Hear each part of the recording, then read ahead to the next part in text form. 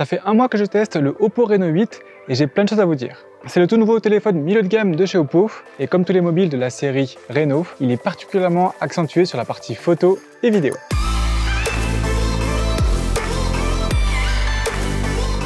Bonjour à tous, c'est Kevin, bienvenue sur la chaîne iBordelais et aujourd'hui donc on s'intéresse au Oppo Reno 8. On va commencer par le truc qui m'a je pense le plus surpris et agréablement sur ce téléphone là, c'est le fait qu'il est garanti 3 ans. Et c'est donc un an en plus que ce qui est obligatoire, ce qui prouve que Oppo a vraiment beaucoup confiance en ce modèle-là et en sa capacité à résister aux années. Et donc c'est un premier très gros argument si vos téléphones, vous les gardez longtemps. Allez, on continue avec le design et comme vous avez pu le voir, c'est quand même vraiment super sympa. On a un très beau téléphone qui va changer de couleur sur ce revêtement-là un petit peu multicolore en fonction de la lumière. J'ai deux gros blocs photo ici et comme vous pouvez le voir ici, ils sont très bien intégrés donc il n'y a pas de démarcation, c'est vraiment hyper bien fait. Personnellement, moi je suis vraiment fan de ce modèle-là, en particulier avec ce coloris-là. Autre truc important ici sur la face arrière, c'est que c'est très doux, ça tient bien en main et surtout ça ne prend pas les traces de doigts du tout. À l'avant, on a droit à un grand écran AMOLED de 6,4 pouces qui est cadencé à 90 Hz. On en parlera un petit peu plus après dans les usages, mais c'est déjà un bon écran, bien calibré et tout ça. En parlant d'usage, on va commencer avec le divertissement. Et donc déjà pour tout ce qui va être navigation internet, les réseaux sociaux, tout ça, on va donc profiter des 90 Hz de l'écran. On va donc avoir cette impression de fluidité en plus grâce aux 90 images par seconde qui sont affichées à l'écran. Et chose très marrante, on va pouvoir aussi naviguer sans toucher le téléphone, juste avec des gestes, et ainsi dérouler le flux comme un magicien.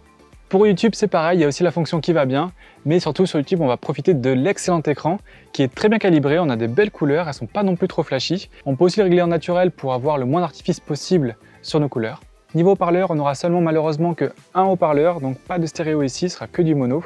Donc pour une vidéo YouTube ou un face cam comme ça, c'est pas très grave, mais forcément pour regarder un film, là ça va rendre un petit peu moins sympa l'immersion, donc il vaudra mieux mettre des écouteurs. Par contre, pour écouter de la musique, si jamais je sais pas, vous aimez poser votre téléphone pendant la douche, écouter de la musique, le haut-parleur est capable de bonne qualité, même s'il est tout seul, donc ça pourra le faire pour cet usage-là.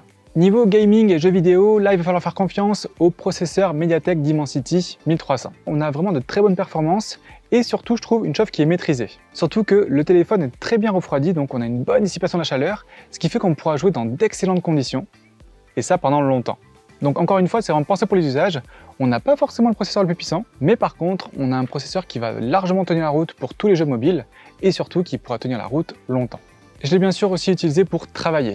Niveau appel et visio en général, ça marche très bien, il n'y a pas de souci là-dessus. J'entends bien et on m'entend bien. Le téléphone va très bien capter le réseau, je l'ai essayé sur Orange et sur Bouygues. Allez, petit exemple de visio. Et donc voici un exemple du son et de la vidéo directement faite avec ce Oppo Reno 8. Comme vous pouvez le voir, la vidéo est vraiment d'excellente qualité et le son qui est capturé est plutôt sympa aussi.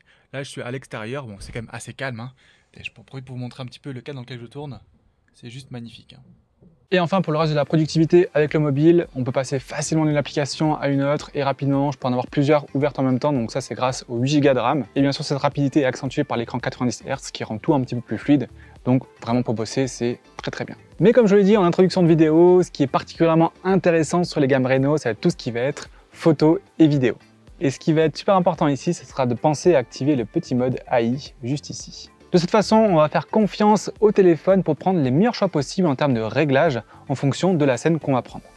Par exemple, en face de moi, si j'ai un paysage, il va mettre automatiquement les bons réglages et les bonnes couleurs pour du paysage. Et si jamais je prends une photo d'un sujet humain, là pareil, il va aussi adapter les réglages pour que le sujet humain ressorte au mieux. Et le moins qu'on puisse dire, c'est que l'intelligence artificielle de Oppo est vraiment efficace. Regardez ces photos, il y a vraiment dans différentes conditions et à chaque fois, je trouve que le choix qui est fait par l'appareil est vraiment bon.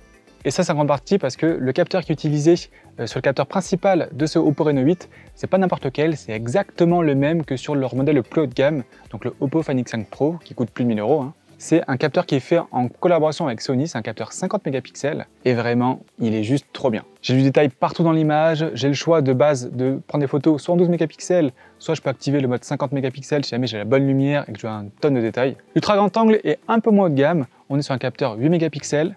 Comme vous pouvez le voir, les couleurs matchent quand même assez bien avec le capteur grand angle, mais on voit qu'elles sont un petit peu plus fluo et un petit peu moins précises. Et comme vous pouvez le voir, c'est un type de photo qui marche très bien avec l'ultra grand angle, c'est vraiment le paysage. De nuit, j'ai particulièrement été bluffé par les photos que j'arrivais à avoir avec le mode trépied. Sur cette photo-là, Le téléphone était posé par terre, hein, directement sur la terrasse. Et comme vous pouvez le voir, c'est assez fou parce que ça se voit que la photo a été prise de nuit, ça j'aime beaucoup. Et on n'a pas l'impression qu'il fait plein jour alors qu'il fait nuit. Mais surtout, j'étais bluffé de voir à quel point le téléphone arrivait à bien capturer les étoiles tout en gardant le ciel assez sombre. Et voilà, ça je trouve que c'est juste fou pour un téléphone et son tout petit capteur. Niveau portrait, c'est vraiment quelque chose sur lequel Oppo a mis l'accent, on verra encore plus après en vidéo. Le détourage est très bien fait, que ce soit pour des sujets humains ou pour des animaux par exemple. La détection se fait très vite et le flou à l'arrière, je trouve qu'il est vraiment plutôt bien fait. On n'a pas juste un bête filtre flou, on a quelque chose de progressif avec des billes de bokeh de temps en temps, si jamais il y a une source de lumière, ça marche très bien. Ce mode portrait est aussi hyper efficace en vidéo. Voilà, là j'ai fait un test en bougeant avec des arbres derrière, donc ça c'est vraiment ce qu'il y a de pire. Et comme vous pouvez le voir, eh bien, le détourage fonctionne très bien. Et vraiment ça c'est fou, hein, parce que ça veut dire que le téléphone va traiter 30 images par seconde, ce qui est vraiment pas facile. De façon générale, la vidéo est stabilisée sur les deux capteurs, ça c'est très bien. Par contre, malheureusement, la stabilisation, je trouve, marche pas forcément hyper bien en 4K, je vous montre tout de suite. Ok, donc là je tiens le téléphone à bout de bras, je suis quand même assez stable et comme vous pouvez le voir déjà, vous voyez que l'image bouge un petit peu. Et si je me lève et que je me mets à marcher, là, ça va être vraiment pire. Hop, je descends la terrasse, voilà. Et donc là, voilà, là, vous voyez que l'image est certes regardable, mais c'est pas non plus ce qui se fait de mieux. Par contre, dès que je passe en 1080p et que je vais activer le mode IA, voilà, là c'est fait. Comme vous pouvez le voir, les couleurs sont un peu plus sympas, mais surtout la vidéo est beaucoup plus stable. Et en plus de ça, j'ai quand même une très bonne dynamique. Donc la dynamique, vous savez, c'est ce qui permet à une caméra de voir à la fois des zones très éclairées comme le ciel qui est derrière moi ici avec les nuages, mais en même temps, moi qui suis beaucoup moins éclairé, donc plutôt dans les zones sombres de l'image, mais je reste quand même totalement visible. Et vous allez voir que même ma caméra à 1000 €, n'arrive pas forcément à faire la même chose. Ok, donc on se retrouve sur ma caméra, et là, comme vous pouvez le voir, le ciel, j'ai quand même beaucoup moins de détails dans les nuages. Et maintenant, on va faire un focus sur toute la partie création de contenu pour les réseaux sociaux. Hop, je viens de prendre une photo. Comme vous pouvez le voir, ça marche très bien. J'ai aussi, pareil, une très bonne dynamique. On voit bien les détails dans les nuages, tout en ayant ma tête bien éclairée. Mais là où c'est très sympa, c'est que ça va aussi être très bien en vidéo. Bon, là, du coup, pour la vidéo, je vous la fais plutôt en mode paysage pour que ça prenne tout votre écran. Mais bon, voilà, comme vous pouvez le voir, c'est pareil, hein, j'ai aussi le mode Ultra HDR qui va s'activer et donc je vais garder tous les détails dans les nuages en ayant ma tête bien éclairée aussi. C'est vraiment fou. Et même si je marche un petit peu, hop, je marche même en reculant, voilà, la stabilisation est quand même très bonne, donc il n'y a pas de souci là-dessus. Et donc ce sera vraiment génial, hein, vraiment pour vos stories. Chose très sympa aussi, en appuyant sur la petite baguette magique ici, là, on va voir portrait couleur AI. Et là, c'est très marrant parce que dès qu'il va pouvoir voir qu'il y a le sujet, il va le garder en couleur tout en ayant, vous voyez, tout ce qu'il y a autour, là, ici, ce sera en noir et blanc. Et même, je peux aussi activer le mode ici, portrait pro. Et donc là, c'est pareil, hein, j'aurai bien le flou qui a aussi très bien marché en vidéo derrière moi. Et comme vous pouvez voir, ce qui est particulièrement intéressant, c'est que le flou qui est généré ici, c'est pas du tout le même que le flou qui est généré très loin là-bas. Vous voyez que là, j'ai un flou qui est assez light, donc plus près de moi.